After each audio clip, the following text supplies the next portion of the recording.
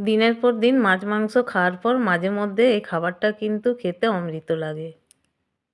আজ বানিয়েছি একেবারে সিম্পল নিরামিষ রান্না। তো আমার কুকিং ব্লগ চ্যানেলে সবাইকে জানাই স্বাগত।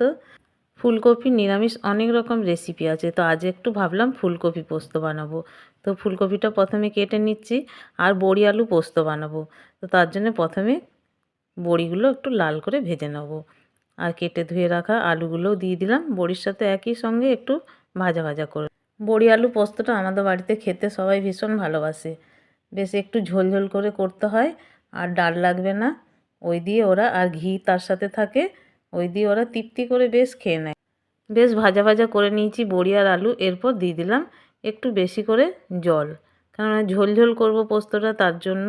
আর একটা দিয়ে দিলাম গোটা টমেটো, আর দিয়ে দিয়েছি দুটো কাঁচা লঙ্কা আর একটু ঝাল লঙ্কার গুঁড়ো দিয়ে এরপর ঢাকা চাপা দিয়ে রান্নাটা হতে দিলাম। তো আলু সেদ্ধ হয়ে গেছে, আর এখানে আমার পোস্তও বাটা হয়ে গেছে। পোস্তটা একটু ঝাল লঙ্কা দিয়ে বেটে নিয়েছি। এরপর দিয়ে দিলাম বেটে রাখা পোস্ত, আর নামাবার আগে 1 চামচ কাঁচা সর্ষের তেল ছড়িয়ে দিলাম। তো এইভাবে আমরা বড়ি আলু পোস্তটা বানাই, দারুণ টেস্ট হয় খেতে। গরম ভাতের সাথে এই বড়ি আলু পোস্ত থাকলে আর কিছুই লাগে না, অসাধারণ টেস্ট হয়। তো রেডি হয়ে গেছে বড়ি আলু পোস্ত। এরপর আমি ফুলকপি পোস্তটা রান্না করে নেব। প্রথমে একটু গরম জল বসিয়ে দিয়েছি, অল্প একটু নুন দিয়ে দিলাম, কেটে ধুয়ে রাখা ফুলকপিগুলো দিয়ে একটু ভাপিয়ে নিলাম। তারপর তুলে নিয়ে দিয়ে দিলাম সর্ষের তেল। এরপর ফুলকপিগুলো একটু লাল করে ভেজে নিলাম।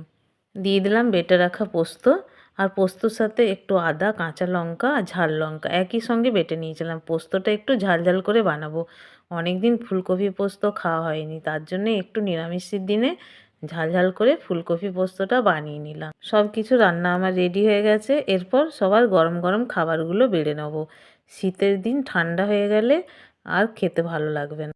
আজকে এই পর্যন্ত। আরেকটা নতুন ভিডিও নিয়ে আসবো আপনাদের সামনে। সবাইকে অনেক অনেক ধন্যবাদ আমার পাশে থাকার জন্য। সবাই ভালো থাকবেন, সুস্থ থাকবেন। এখানে রাখলাম। নমস্কার।